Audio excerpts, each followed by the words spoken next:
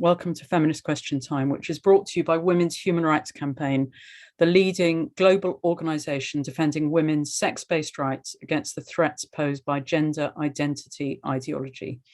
There's more information on the website womensdeclaration.com, where you will find our declaration on women's sex-based rights, which has been signed by 20,923 people from 140 countries and is supported by 385 organisations. As well as signatories, we have activists, and we currently have country contacts in 52 countries engaged in defending women's rights.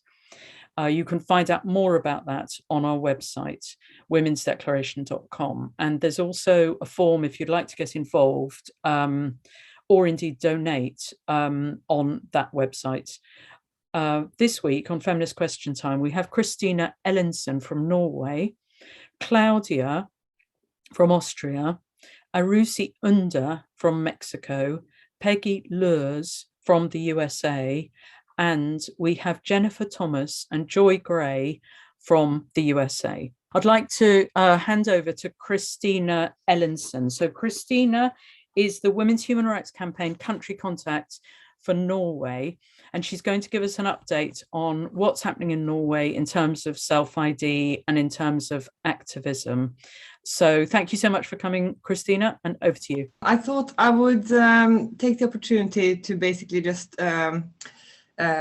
explain what Women's Human Rights Campaign Norway is and how we are using how the campaign is run in Norway.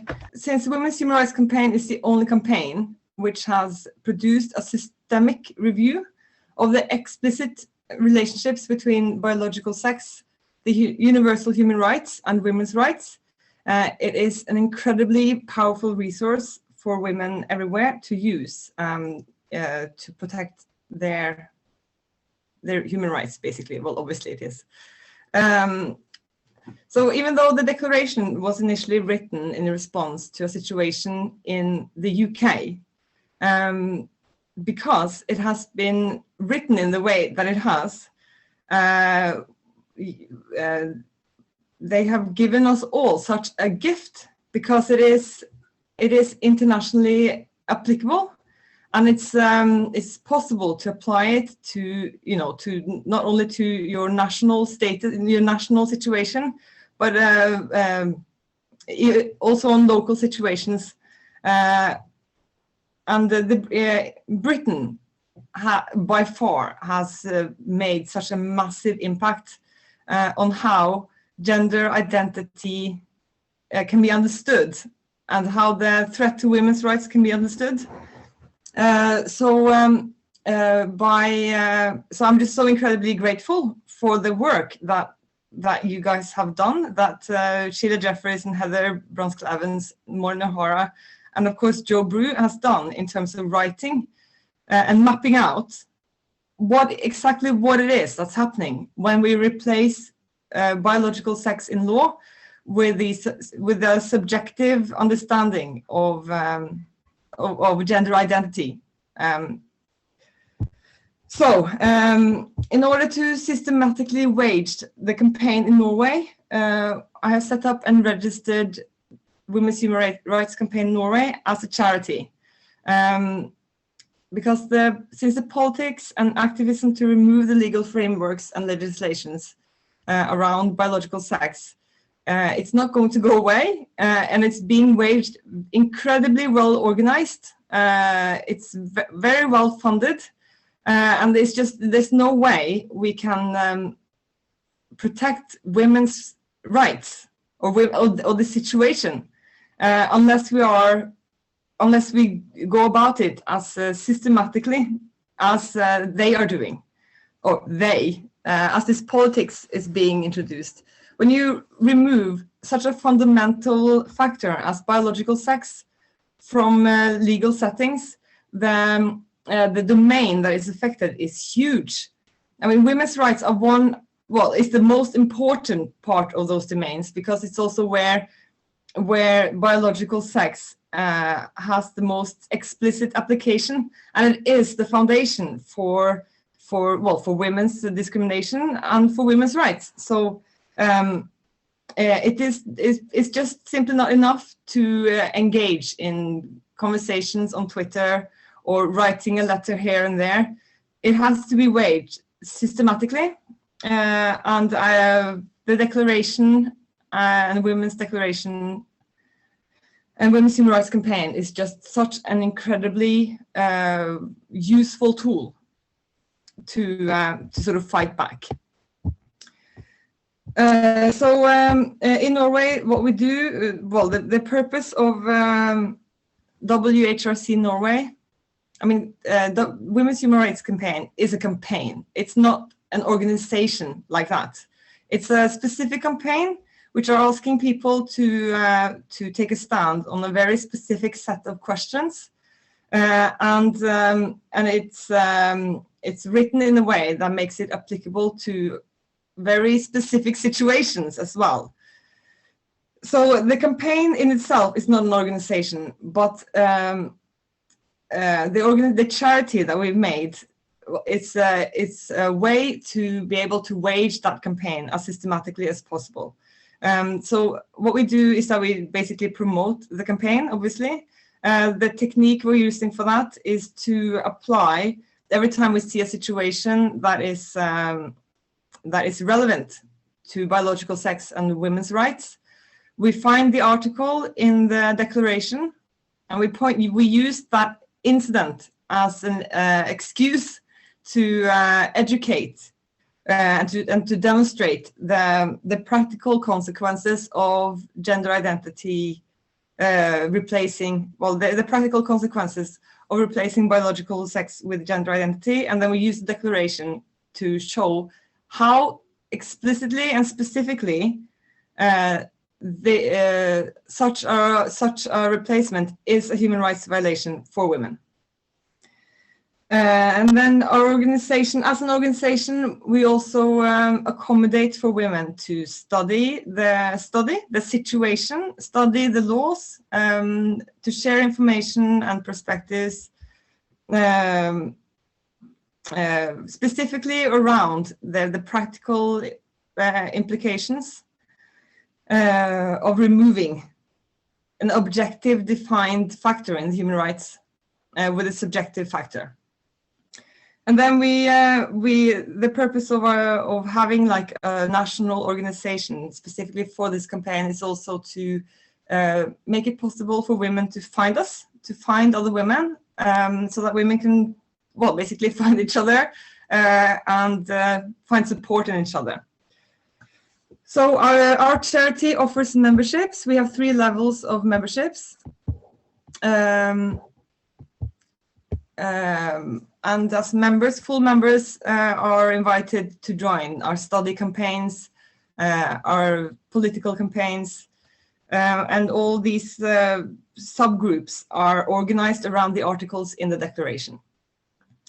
And we are also launching a workshop, a practical workshop every week. We're going to start doing that in the end of January. The workshop combines women's human rights, women's history in Norway, with technology and crafts. And then during the workshop, we then make things specifically,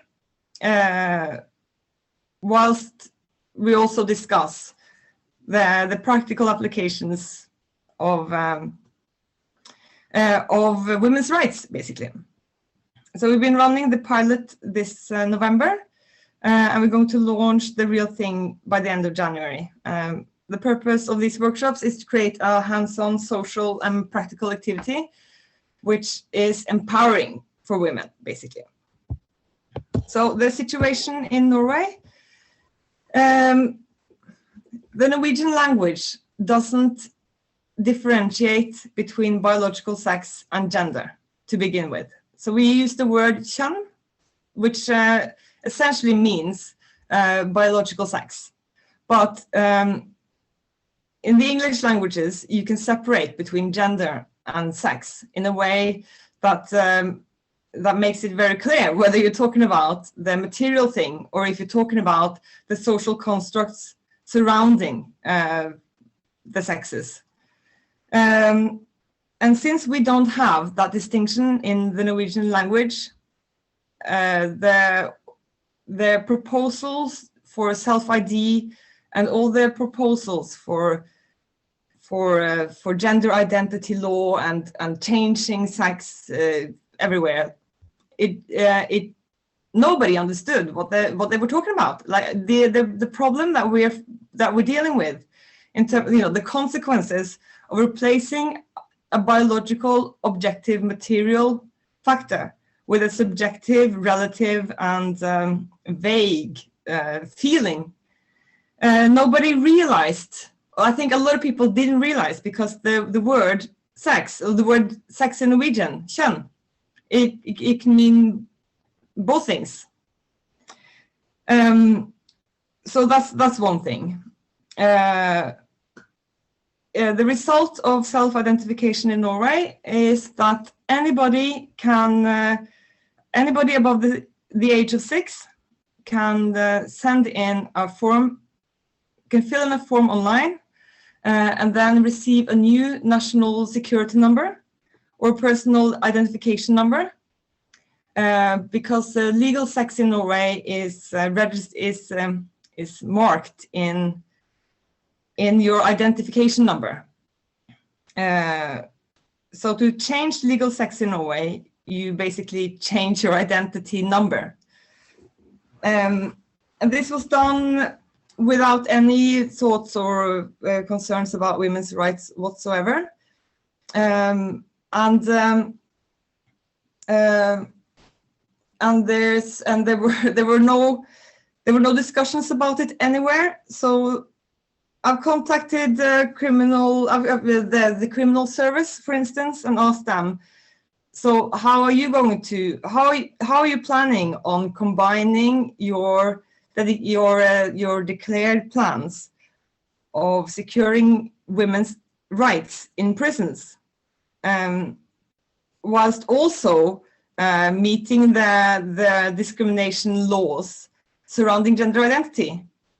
And it's problems that they never thought about, because they were never included in a critical discussion about what it means to self-identify, or what it means for the usage of these identification numbers.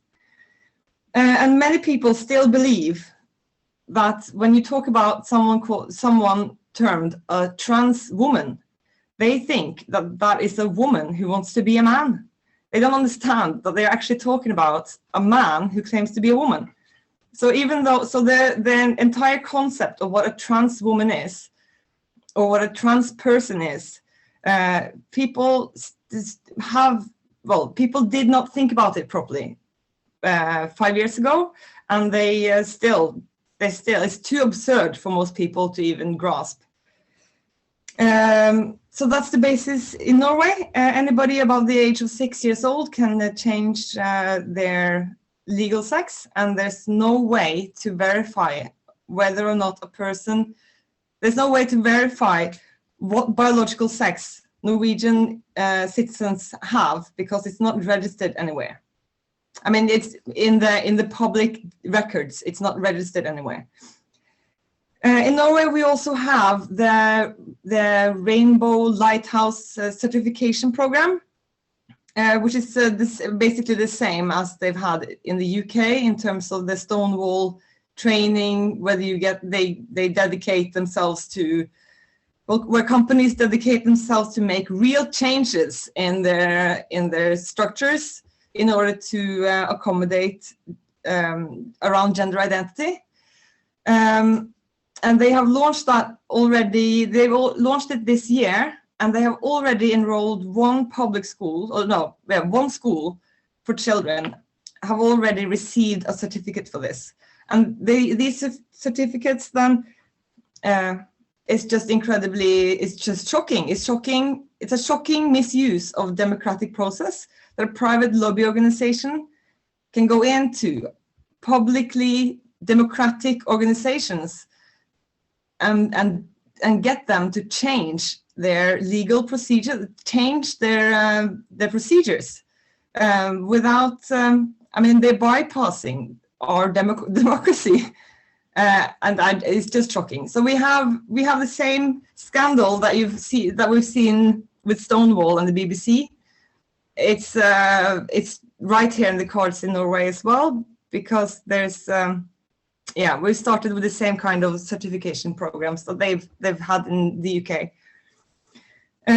In February, we reported Shinigami Ice, the surveillance tool that's used to track specifically women and lesbian women and radical feminists.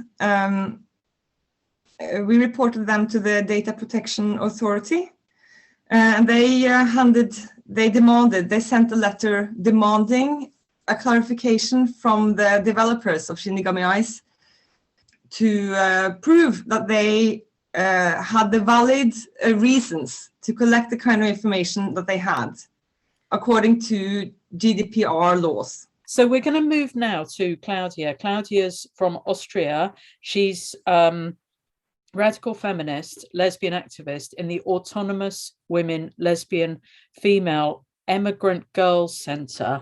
She's working in FZ, working in collectives for keeping FZ autonomous for womenstrike as political lesbians in WenDo, Feminist Self-Defense. And so she'll explain what she's going to say, but thank you so much for coming and sharing with us, CLaudia, and over to you.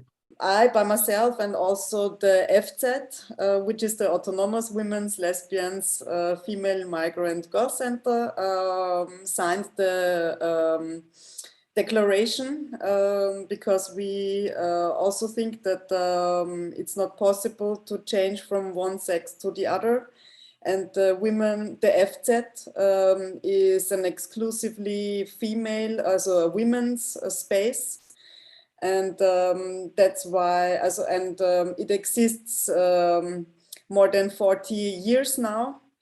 It was a squatted house, or it's still like this. And there are a lot of female, a lot of collectives from women, as Joe said, WenDo, Feminist Self-Defense, or womenstrike, and a group of political lesbians, and also a group who is working on solutions to keep the FZ alive, because we have a huge confrontation since, I guess, 2 years approximately with the city of Vienna, because the city of Vienna is the owner of the building and they want to renovate it, but we fear that they also have some neoliberal capitalist ideas, to say it like this, about it. And the part of the building where we are, you just can come in when you ring a bell, and then we see who is out there, and then the women can come in. So it's also a safe space, even though I don't want to use this or use this term too often, because I think it's more and more misused, especially from the queer and trans activist community. Yes, but it's a place for women to organize, to get in contact, to make politics together, and yes, and the women, I would say, who come because it's a space especially for women. And yes, there is another organization in the same building, not in the part where we are, but it's really a huge building. And the city of Vienna has chosen the, if I say so, the more corporate partner to sign a hiring contract between the city and this other organization, which has nothing to do with us. We are just neighbors. So it's like your neighbor goes to the person who is the owner of the house you also have an apartment in, and they make a hiring contract that your apartment is now, also your neighbor is not allowed to rent your apartment too, in this way, to precise it a little bit more. And what is our we are now, also this week, for example, we made a manifestation because of the 25th of November, the International Day of Elimination against the Reforms of Violence Against Women. And we said that at the and we made a women-only demonstration after that. And a lot of women came and talked about their organizations, or also about their personal connections to violence. And we are also sad about losing a friend of us this year. She was from Somalia. Her name was Fadumo, and she helped a friend to divorce from the partner or the husband, and to make it short, the partner of the husband of the friend of Fadumo murdered both Shukri, which was the woman who wanted the divorce, and Fadumo also. And this was a big shock for us. And Fadumo also was a big, in Somalia and then in Austria, also a really active fighter against FGM. And we also wanted to move forward in the fight against FGM in Austria, and with the perspective all over the world. Yes, and at the same time, there was another, as on the 25th of November, there was another manifestation also from women, also who don't call themselves women, they call themselves Flinter persons. The F stands for Frau, which is the word, which means women in German, and also women, lesbian, inter, non-binary, trans, and agender. So they don't use the word woman or women anymore, even in cases of femicides. They don't speak about murder against women, they speak about murder against Flinter persons. And we also see that this is a huge, so this is not acceptable in any way to delete women, even in the case when there is a violence against women or women are murdered. And it's also like an elimination when you put the term Flinter over a woman who was murdered. For me, it's another murderer to don't tell that this was a woman. And all the 28 women who have been murdered till now in Austria, which is a really, really high number, because Austria is not a really big country. So we have 28 murdered women and 44 cases of really, also like where the women survived, but it was really, really dangerous for their lives. So this is one thing also which goes, I have the feeling more and more in mainstream. First we had women written with an asterisk, which is more or less also common in institutional organizations. So the asterisk means that all women or all persons who define themselves as women are addressed in a way, or invited, or I don't know. And Flinter is the new term, I would say, where the word women doesn't even exist anymore. And it's also like, it's not science or not historic to speak about the women's liberation from the 1970s or something like that and put an asterisk at this term. This is not true. There haven't been trans people or some who defined themselves as non-binary or something like that. Or it was not the topic at this time. But when we are talking about intersectionality or inclusive feminism, it's all about just the trans theme, the trans topic, the trans agenda. And there is also in the government, they are talking about the self-ID at the first time in Austria. There was a question brought in June this year by the Social Democratic Party and a newer party, like it's a neoliberal capitalist one, let me say it so. And the biggest points, there was the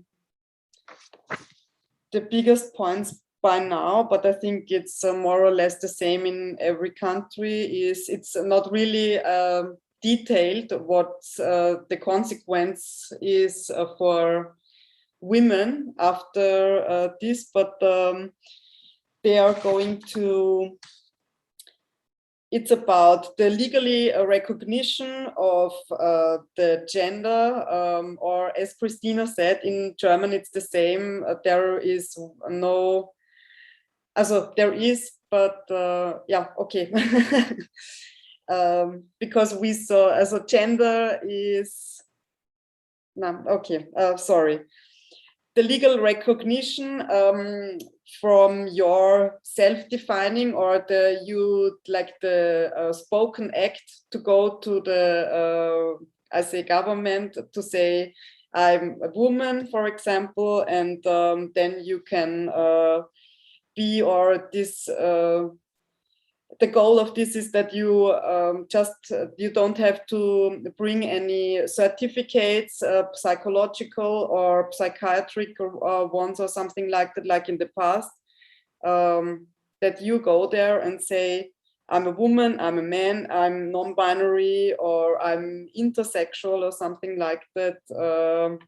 Yes, should be enough to be legally recognized at the gender you say. And one last point, what is also mixed in this, or I think it's the danger or the opportunity to mix it, that the demands of intersexual people are mixed or woven with the demands of trans people in cases of operations and all that.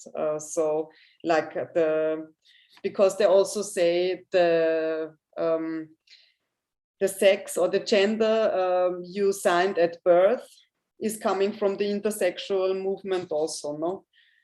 But when you say as a trans person, I was signed as a man when I was born, it means something completely different. Yeah, okay, then we wanted, so I would be very, very happy if you would sign our petition. It just feels good to fight this, to be not alone in this fight. So we're now going to hear from Mexico, from Arussi Unda. She's from Mexico. She's a spokeswoman of Las Brujas del Mar, one of the 100 most influential people for Time 2020, and one of the 100 most inspiring women for BBC London in 2020.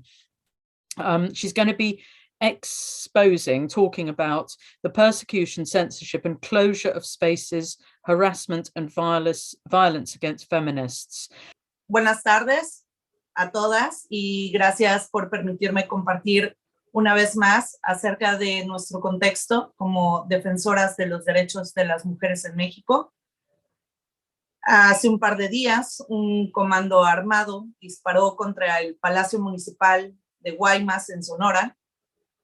Afuera de este lugar se llevaba a cabo una manifestación feminista con motivo del Día Internacional contra la Violencia Machista. Una compañera, Marisol Cuadras, fue asesinada en este atentado. El clima de violencia en todo sentido va a la alza. La pobreza ha recrudecido durante la pandemia. Asesinatos, desplazamientos, desapariciones, impunidad, corrupción. En el aire solo se respira desesperanza, desolación, hambre y muerte. Una preocupación generalizada se dirige hacia la estrategia del gobierno de militarizar el país como nunca antes. Sé que tal vez varias esperaban que mi charla se centrara en los ataques de transactivistas a feministas abolicionistas o radicales, y les contaré un poco más de esto más adelante. Sin embargo, me parece importante exponer que las feministas mexicanas nos enfrentamos a una situación bastante particular y complicada, donde no solo tenemos que lidiar con las políticas públicas que pretenden borrar la categoría de sexo en un país feminicida, sino también nos enfrentamos a un estado de terror constante que los hombres, entre sus guerras de poder y políticas necrofílicas, han creado sobre una sociedad polarizada y un movimiento feminista debilitado, fracturado, que intenta sacar fuerza a pesar del miedo y el abandono. Es prácticamente imposible seguirle la pista a cada mujer asesinada en el país cada día. Niñas están siendo vendidas en las sierras. Se han disparado las cifras de mujeres desaparecidas. En las noticias informan cómo se multiplican el número de mujeres en situación de prostitución en diversos estados azotados por la pobreza. Pero las feminazis salieron a las calles a hacer sus alborotos, quién sabe por qué. Este año se habló mucho de cómo no hubo la misma participación en las manifestaciones que en años anteriores. Se sentía muy flojo. Muchas no se enteraban de qué pasaría en sus ciudades y muchas otras no consideran seguros los espacios feministas debido a sus diferencias ideológicas. Quiero contarles también sobre Kenia Hernández, una luchadora social que está presa desde el 18 de octubre del 2020. Lleva más de un mes en huelga de hambre. La detuvieron durante una protesta en una caseta de cobro en una carretera de Puebla. Los argumentos del juez en la última audiencia fueron los siguientes, y cito: es demasiado inteligente y su discurso incita a la rebelión. Además, protesta mucho y dirige a otros para protestar con ella. No es sumisa. La persecución política a activistas en este país es una realidad. A las feministas les llegan citatorios judiciales por daños a la nación, destrucción de propiedad, robo y otros delitos fabricados en Ciudad de México, Estado de México, Guadalajara y Querétaro, que tengamos registro al menos. En múltiples marchas ha habido detenciones arbitrarias, criminalización de protesta feminista, represión policíaca con gaseos y balas de goma. El año pasado, en Quintana Roo, las balas eran reales. Mientras tanto, en el Palacio Nacional, cuando el presidente abre la boca para hablar del movimiento feminista, dice que somos detractoras pagadas por grupos conservadores que se oponen a su gobierno, y los medios que cubren las manifestaciones se enfocan mayormente en reportar si llevamos armas de defensa personal o si hemos rayado alguna pared, en vez de exponer por qué hemos tomado las calles en primer lugar. Les cuento todo esto a modo que se comprenda que no se trata únicamente de pisos políticos, pues puede pasarnos a cualquiera de nosotras. Por eso no me parece menor que mujeres que se dicen feministas colaboren en reventar espacios separatistas y la organización de otras mujeres. Por ejemplo, la semana pasada en Guadalajara, al no permitirle la entrada a una persona que se identificaba como mujer en una protesta radical contra la violencia económica, donde organizan un mercado tomando un espacio público para la venta de productos de mujeres desempleadas o que viven del trabajo informal. Muchísimas personas, mujeres y hombres, decidieron responder a que le prohibieran el paso a esta persona, llamando a las mismas autoridades que nos persiguen y nos criminalizan, exigiendo acciones contra las compañeras, haciendo una contramanifestación, gritándoles que las TERF no tienen ningún lugar en ningún lado, entre amenazas de muerte y violación en redes sociales. Los medios nuevamente cubrieron este evento, posicionándose del lado de los transactivistas, lanzando el mensaje de que se debe actuar en contra de los discursos de odio. Semanas antes, una persona trans en esa misma ciudad había sido atacada con ácido por un hombre del que ya se tiene un retrato hablado. En esta narrativa no compartieron el retrato hablado de ese hombre, ni tampoco lo mencionaron, pero sí mencionaron ese episodio de violencia con la única intención de responsabilizar de ese ataque a las feministas que cuestionan y critican las leyes de género.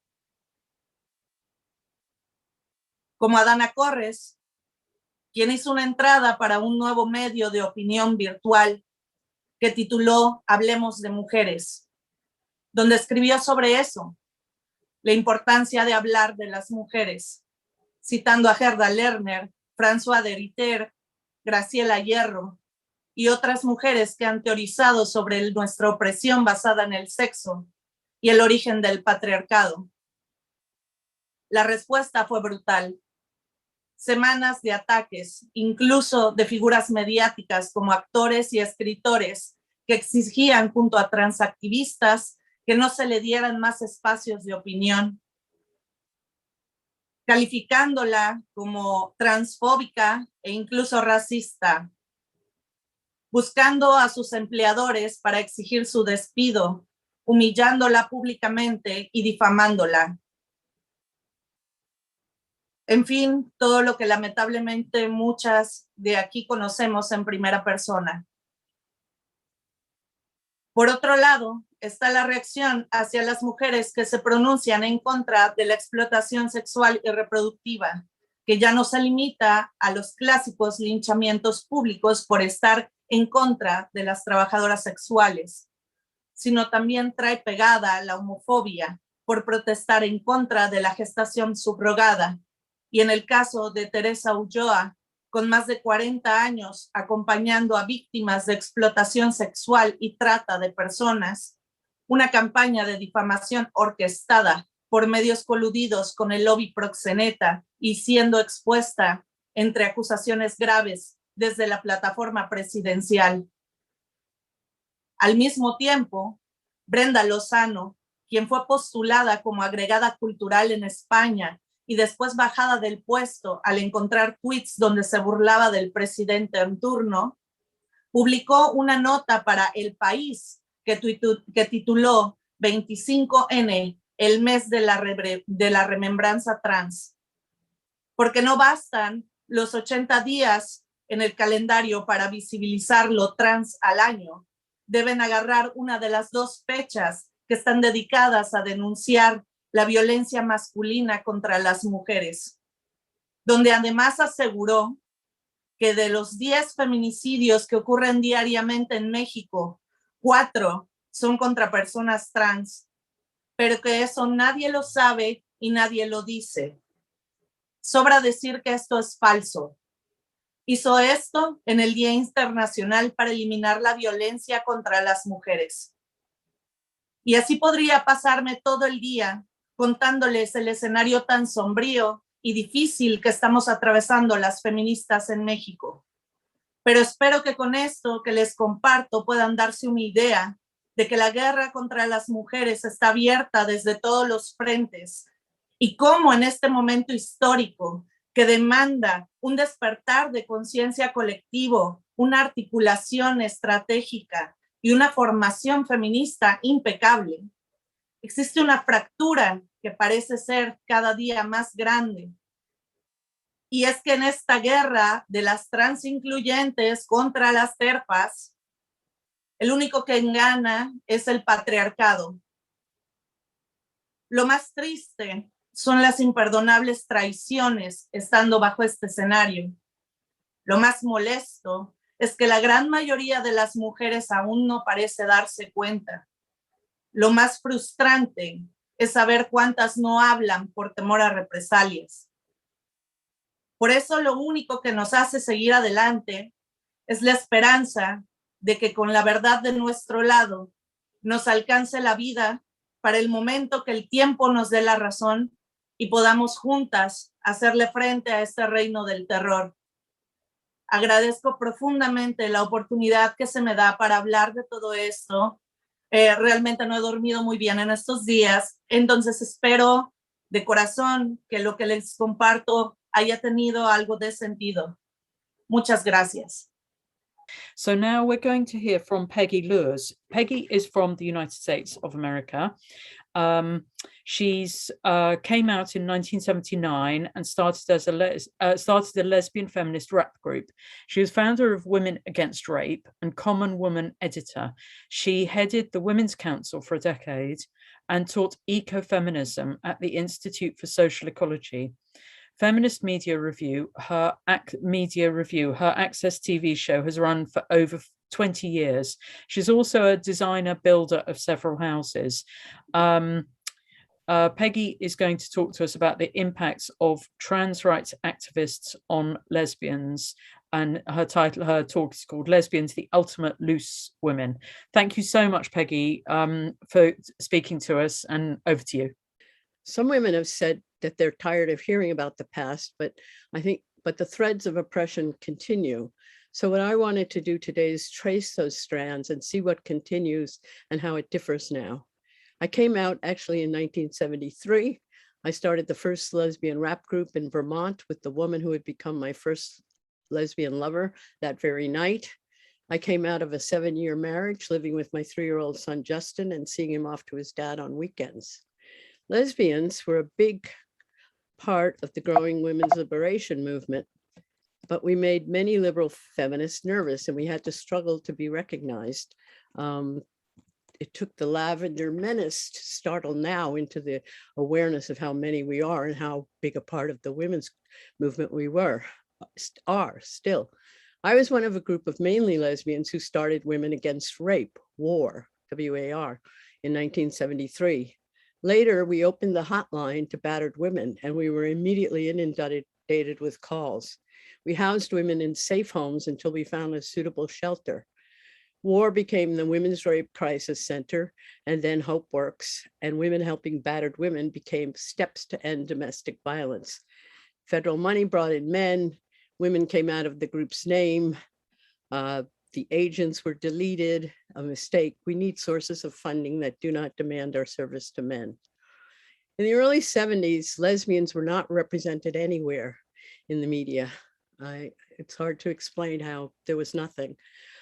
Sappho Was a Right-On Woman was out, and I once put that, there was a fence downtown, and I wrote that across almost a whole city block.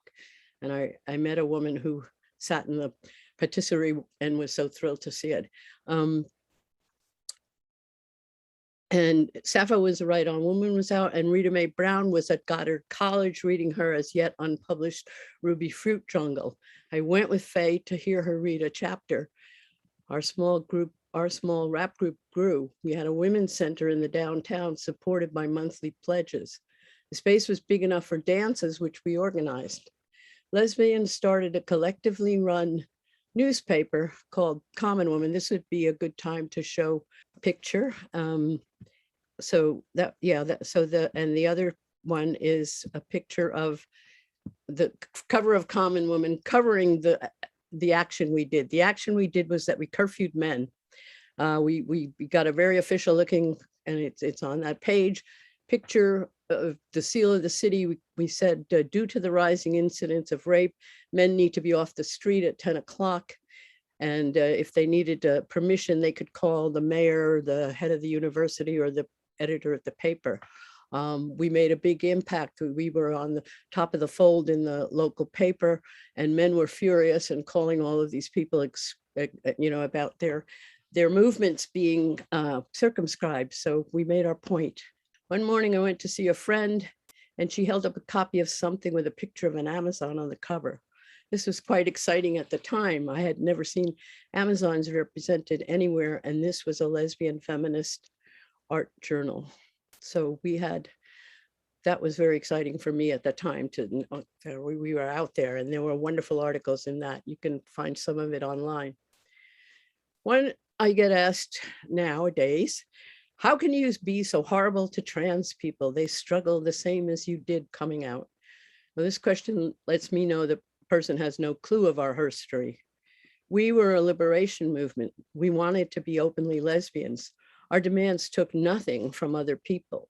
We did not tell the civil rights movement that preceded and inspired us that they should center lesbians or block their venues and accuse them of ignoring our desires. We did not have every organ of state power behind us. The speed of the takeover of LGBT organizations and the disruption of every lesbian group were my first clues that this was nothing like the reception we got in the early 70s when all of church and state aligned against us. Another question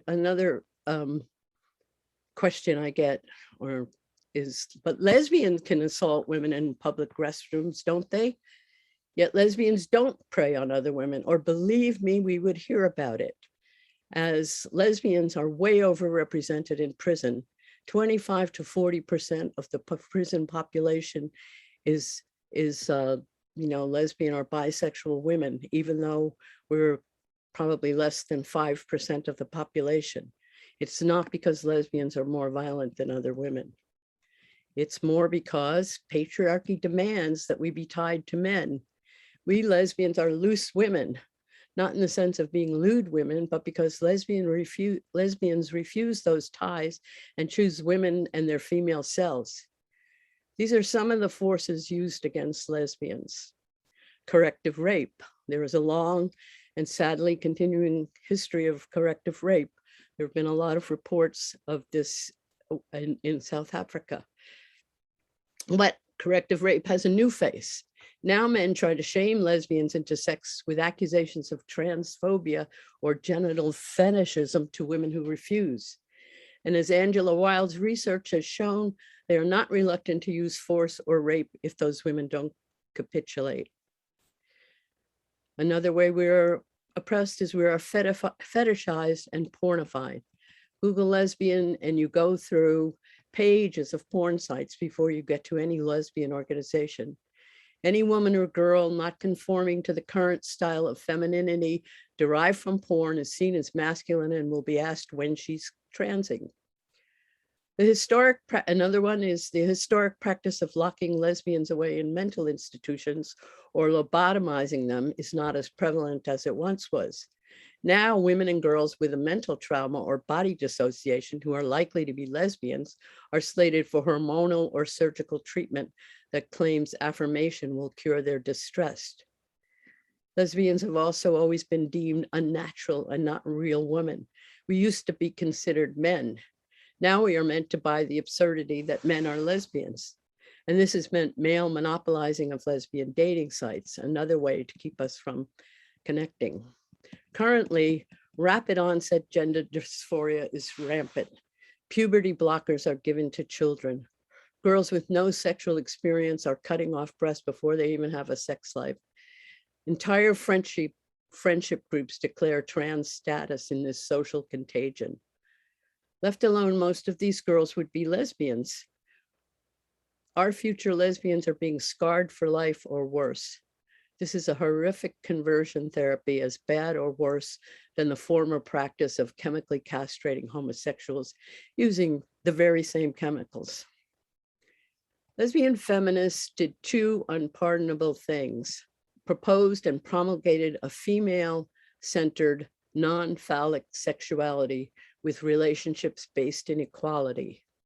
And we said, in the words of the great Malvina Reynolds song, we don't need the men. We don't need the men. The Daughters of Bilitis had formed in the 50s. In 1969, Stonewall erupted and unleashed gay and lesbian liberation. Once in the Gay Liberation Front, lesbians opposed men promoting the North American Man-Boy Love Association, NAMBLA. Due to things like this, lesbians began to separate, and lesbian liberation was born, as was lesbian feminism and separatism. And I certainly refer anybody who wants to know this history to Unpacking Queer Politics by Sheila Jeffries and many of Sheila's books. The fault lines came early. In the late 70s, The Advocate was printing columns by Pat Califia, the only lesbian to get a regular column in that male publication. Though we convinced them to put the L first in LGB, the gay community was never a great fit for lesbians. I did have to laugh when the Pink News reporter, confronted with "Get the L out" at London Pride, lost his mind, screaming, "This is terrible, terrible. Lesbians are at the front of the parade." Yes, and we're in the front of the letters, but we are still forgotten. San Francisco dykes always start the Pride parade, the dykes on bikes. And I saw this quote from Julia Penelope, and it's very apt, still apt. Whenever lesbians are subsumed under a generic term, whether it is gay or homosexual, and today we would say queer, we would add queer, the subject matter has little or nothing to do with our lives. We are trivial marginalia and digressions. Exactly 43 years ago today, Friday, November, I was in San Francisco on Friday, November 27th, 1978. I took a bus to the Castro, returning. I was just coming back from Thanksgiving in Ukiah. When I got out in the Castro, everything was draped in black. What's happening? I asked the first person I saw. Haven't you heard? Somebody shot Harvey and the mayor. Harvey Milk was the openly gay supervisor of San Francisco, and Mayor Moscone was the mayor, and they were murdered by a hateful man. This set up huge vigils. Holly Near came down and had written her song, "We Are a Gentle, Angry People," especially for this occasion. This was followed by police riots against all gay and lesbian bars. They raided one bar out on the avenues called Peg's Place. The women were taken to the police station in handcuffs and hung up over the pipes there. And that was reported in Plexus and nowhere else that I know of. And then there was a gay riot when the murderer was let off on the Twinkie defense that he had eaten too many Twinkies and sugar had made him crazy. And so there was a huge riot, but no one reported about the police riots that went on for several months. That same sojourn in San Francisco, I went to see Samoa host a discussion of BDSM among lesbians at Old Wives' Tales. There was Pat Califia, Advocate columnist. Now she and Gail Rubin have begun Samoa to promote sadomasochism to the lesbian community. Samoa opposed women against pornography, setting up the earliest of the feminist sex wars. Just a few weeks prior, I had listened to Mary Daly at the same venue. Unsurprisingly, Miss S&M, Miss Sadomasochism, is now Patrick Califia. Lesbians refused to be marginal or trivial. We declared lesbian liberation, and we made a whole new culture. We created women's music, women's festivals, bookstores, volumes and volumes of books, newspapers, magazines, coffee houses, bars, and spas, communities, and women's land for collective living. Most of this has been erased. The books can be found with some effort but the spaces cannot. After the AIDS crisis of the 1980s abated, gay men took over the Pride centers and began their collaboration with rich men promoting transgender ideology. I worked at such a center in 2004 and 2005 and found it offered little to lesbians. So I started a lesbian movie night, but my male boss said I had to accept anyone who came in and said they were a woman. I called it Sapphic Cinema, did the graphics, and showed only films that focused on lesbians. Luckily for us, no men ever showed up. My job was running the computer center, which had brand new IBM PCs provided by Tim Gill, a name which meant nothing to me at the time. But I now know this was another early incursion. Jennifer Billick tells us, Tim Gill brings money, lots of money, a background in computer software and technology, very handy if you want to reach a global audience, and starts the largest LGBT NGO in the USA. And he bragged about, Gill bragged about his friendship with John Stryker, who is the Arcus Foundation, which has also co-opted almost pretty much every LGBT organization in the country, and how they were rewarding the good and punishing the bad, was his statement. So the center, working for the center, it was called RU12, sent me to the National Gay and Lesbian Task Force Conference in St. Louis. I was shocked to find no lesbian workshops in this whole two-day event. And there were 2 workshops about gay men focused on sex. The rest were all trans ideology and trans issues. Lesbians decided to address this by calling for a butch caucus at lunchtime. I went to this and learned that these young women were being pressured to transition. They were mocked as not brave enough to trans. To me, dividing butch into butch and femme is one more concession to gender roles. But these women were saying, we are butch lesbians, and that's what we want to be. We don't like being told that makes us men. That was my first exposure to the coercion affecting young dykes. And that coercion has grown exponentially since then. Lesbians need to be clear that these demands are nothing but the whining of hetero men who are AGPs, autogynephiles, and they want to increase their supply of sexually available women or use women to validate their delusions. Lesbian feminists were a real challenge to our male-defined place in the margins. To shift us back to the margins, off the page and out of the book altogether, men decided pretending to be us would bring them back to being the controllers, the definers of how it is and who we are.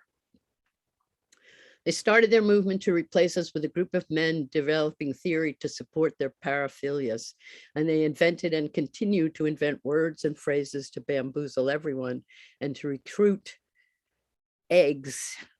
That's the young who are seen as not out as trans yet. It's vital to understand the power of words. Karadansky and Julia Long, among others, have made it clear why we cannot repeat the words the gender industry uses. Julia reminds us that when we use the oppressor's language, it affects and infects our own thinking. Using their language gives it power and lessens our own powers of self-definition. The backlash against us is evidence of our power. Small consolation when we are so successfully divided.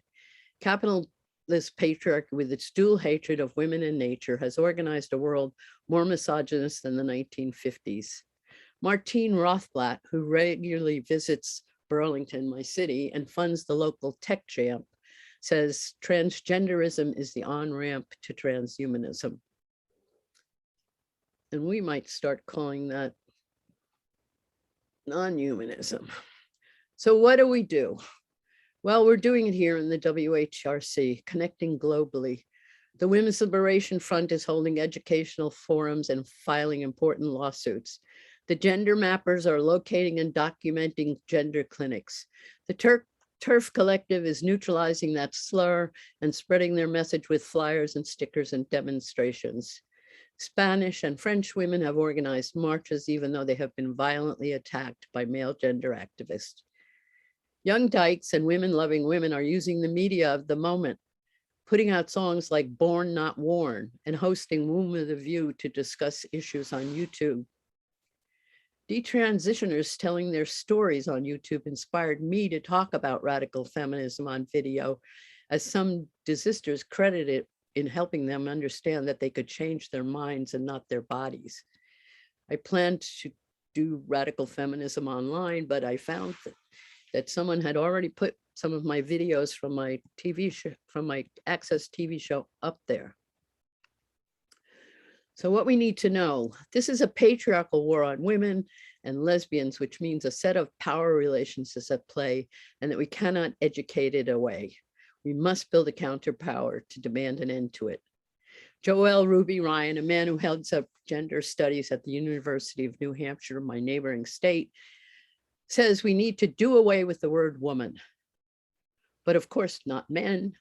Why don't his students see the blatant misogyny here? We can educate potential allies. We know most people have no clue what is really going on, having bought the lies, platitudes, and euphemisms spread by the gender industry. Building a new autonomous women's movement is necessary. Can we get ahead of the conversion therapy issues that are coming up? Sending boys and girls into the medical industrial complex is a vicious experimental practice that utterly ignores the code of first do no harm. We need to say so. We need to keep calling it the worst conversion therapy of all time. We do have problems getting our word out. Valerie Solanas, after a list of male faults, says he has one glaring area of superiority over the female: public relations. He has done a brilliant job of convincing millions of women that men are women and women are men, which is Solanas's way of talking about patriarchal reversals.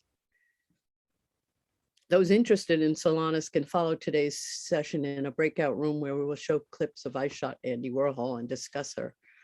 Today, women are not as naive as much of my generation was about the difficulties of women working together. Sisterhood is powerful, but it can also be contentious. We lost women disillusioned by that who gave up on feminism.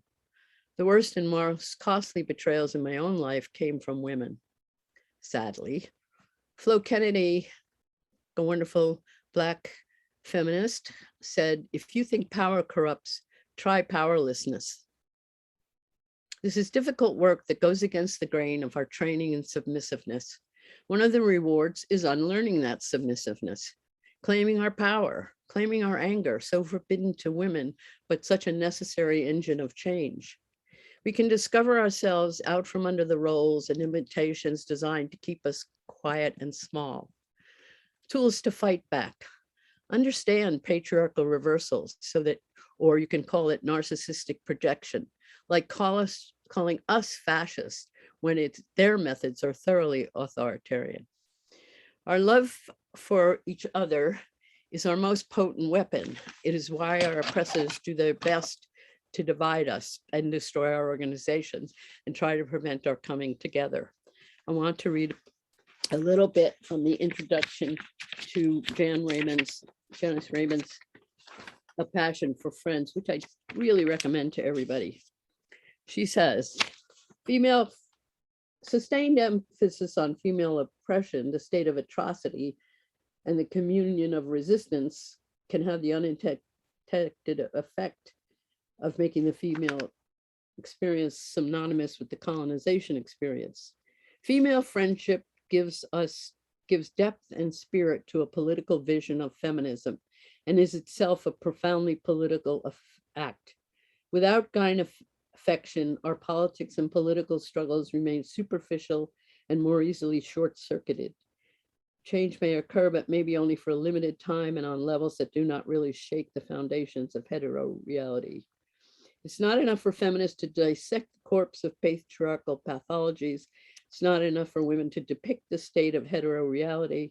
Women have not always been for men. We need to know the genealogy of women who did not and who do not exist for men or in pivotal relationship to them.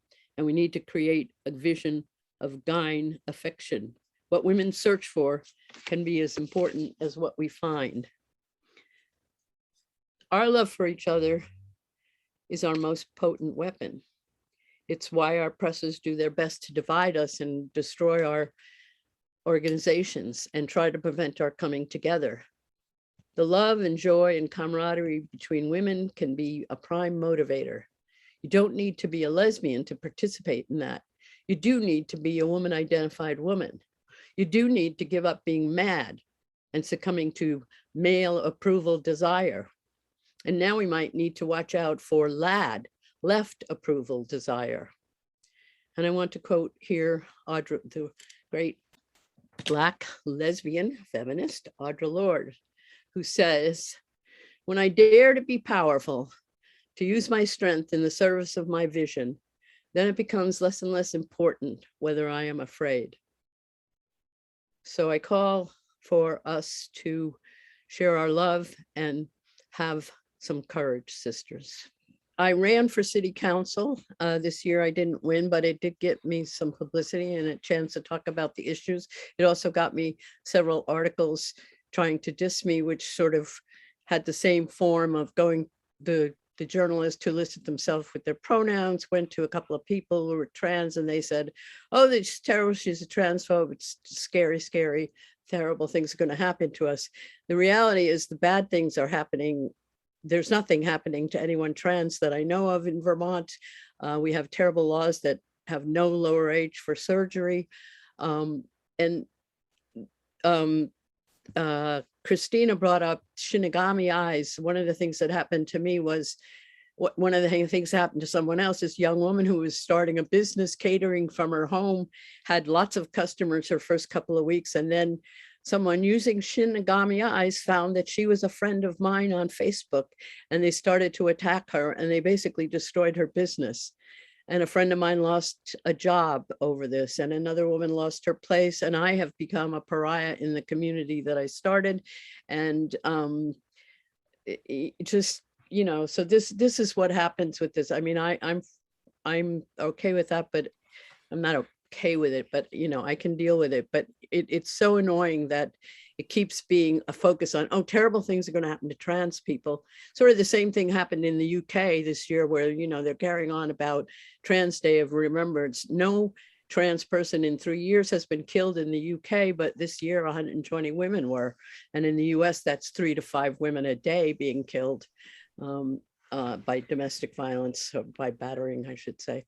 Anyway, so that Shinigami eyes is a thing that people use, and you know, it's very hard to get the media to report what happens to us.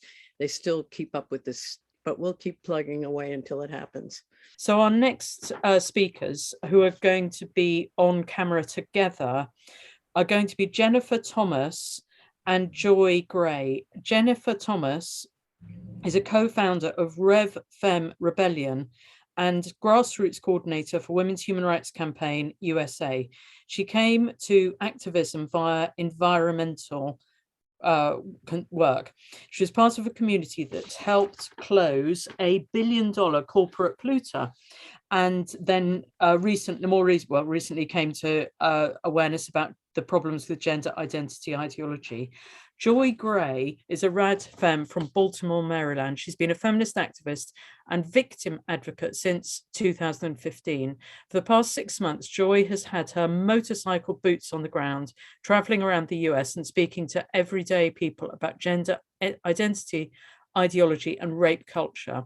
And she is a co-founder of the Rev Fem Rebellion and Victim Advocacy and Awareness Campaign, safeguarding women's sex-based rights. So the two, Joy and Jennifer, are going to talk about boots on the ground activism and protesting school boards where there have been rapes. So thank you so much, Joy and Jennifer, and over to you.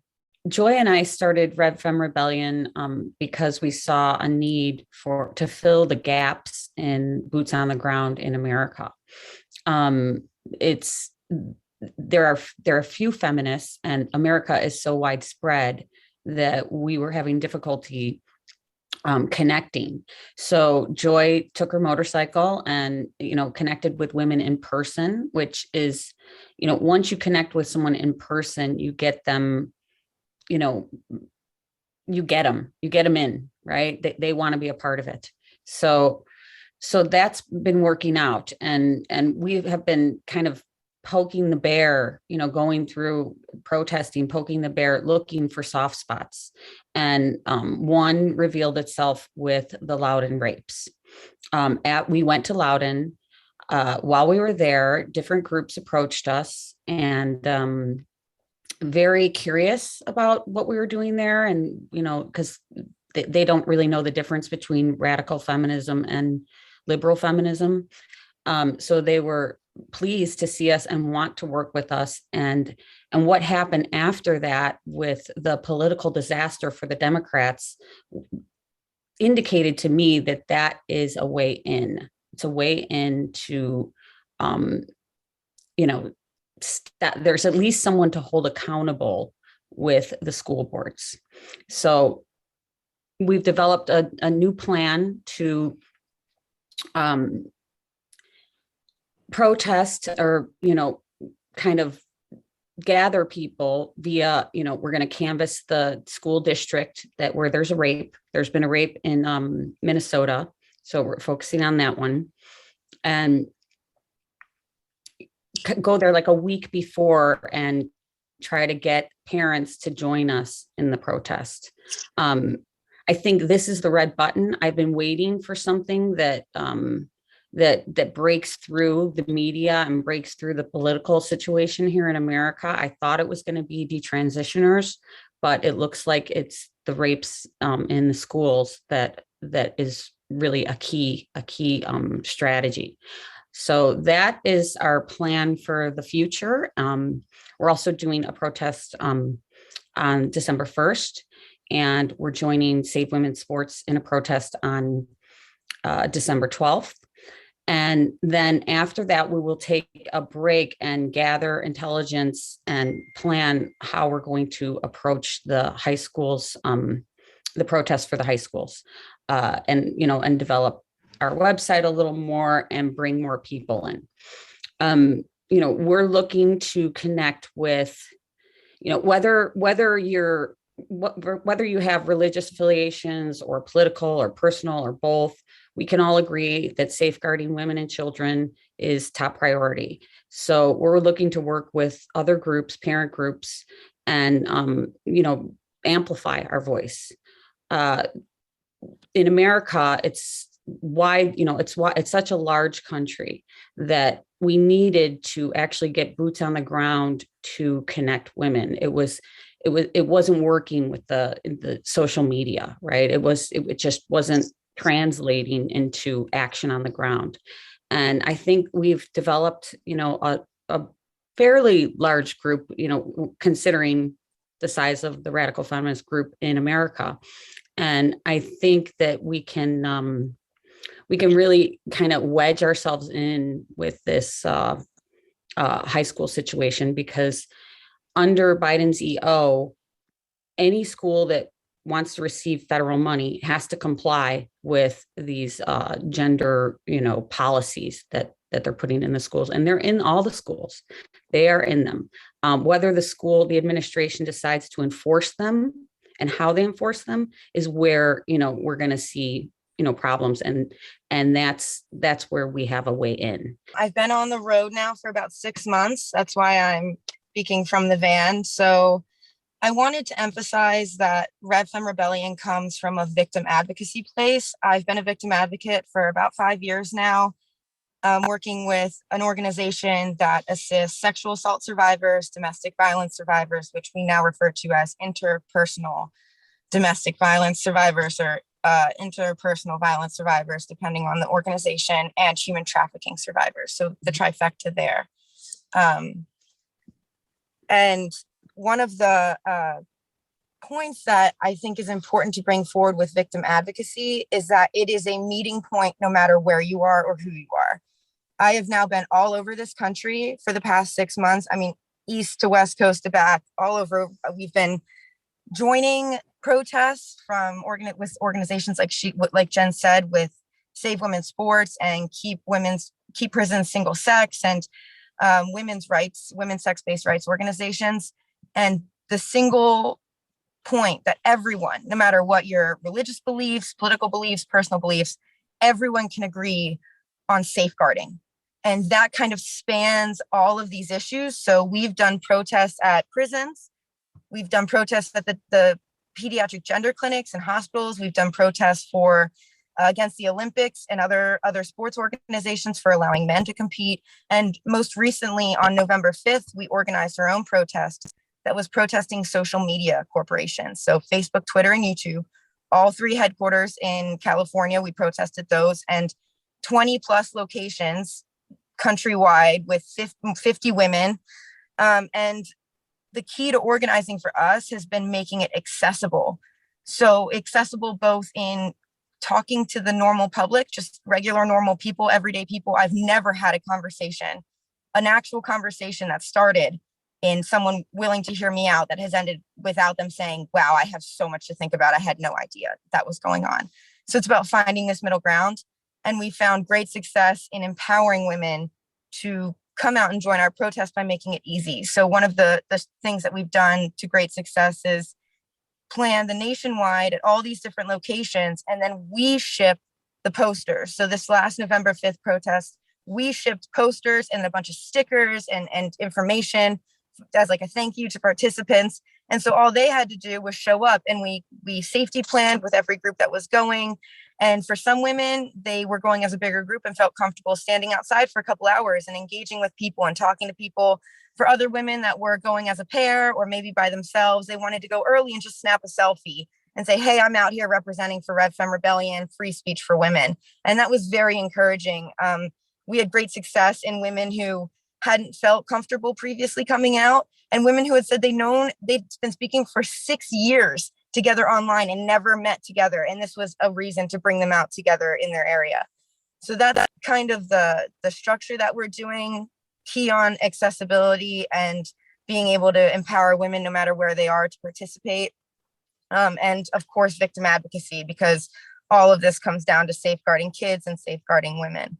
So I was really thankful when I wound up at Jen's home in Chicago, kind of left there halfway through this wondering, what am I going to do? She empowered me and she said, your message is important, your voice is important. And she's been amazing in helping create an organization that's all about connecting women. So thank you so much, Jen. I'm going to put the social media contacts for all of us in our organization. Like Jen said, we're building our website, feministrevolution.us. And our goal for the website is a point of reference for anybody who wants to connect, no matter where they are in America and outside of it. And our Zoom meetings are very casual on Friday. We're about making it fun, making it really relaxed and encouraging women. So I put the Zoom link in there, Friday nights, 8 p.m. Central, that's 9 p.m. Eastern. It's all in there. We'd love to see anybody who wants to come hang out and talk with us. We encourage promoting each other's stuff. So if there's a campaign or something you're working on that you want us to promote, just bring it to us. We'd love to help support you and just connect people and women everywhere. It really is like the gym or anything else. Showing up is half the battle, and it's amazing what showing up can do. And that we as an organization have just put the emphasis on nonviolent direct action. I've embraced it so wholly, and we've made plans to take it out into more of speakers events across the United States. And we really want to highlight, like Peggy was talking about, the 3 to 5 femicide rate was before COVID. And as a victim advocate, I mean, we're taught that domestic violence rates have gone up at least 30%, and we don't even know the true rates of femicide in this country. Imagine at least 5 women a day. That's ridiculous. And there's no torches and pitchforks here for us. So we've been organizing. We have future plans for die-ins and similar type street, boots on the ground, NVDA, like political theater type demonstrations that can encourage women to have fun and participate and make these shocking statistics known to the public, because it's just not talked about. So we're going to scream it from the rooftops. Thank you so much for having us.